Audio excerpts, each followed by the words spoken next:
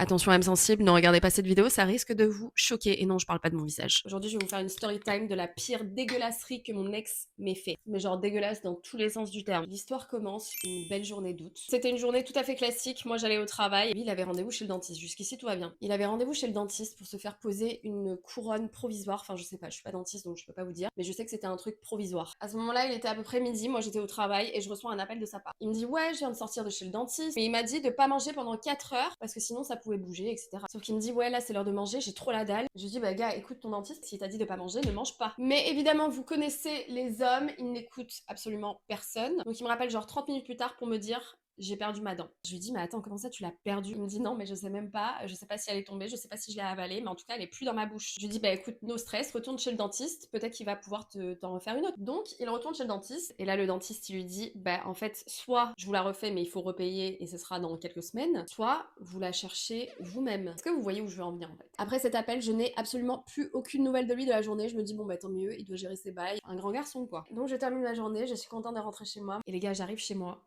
une odeur. Mais une odeur. Faut pas oublier qu'on est en plein mois d'août. Je n'ai pas la clim. Et à cette époque-là, j'ai un chien. Quand j'arrive et que je sens cette odeur, je me dis, mais qu'est-ce qu'il a fait le chien? Il a chié partout, c'est quoi ce délire? Je me rapproche de l'évier, de la cuisine, c'est même pas la salle de bain. Et là, je commence à avoir des flashbacks de tout ce qui s'est passé dans la journée. Je me suis dit, non, il a pas fait ça. Et là, les gars, je vois une passoire avec du caca écrasé à la fourchette. Et lui, il était pas là, il était parti faire la fête avec ses copains. Même pas un message pour me prévenir. Ouais, chérie, il y a du caca dans l'évier. Désolée, je le nettoie quand je rentre. Voilà, je suis restée encore 1 an avec cet homme après cette histoire. C'est tout pour moi.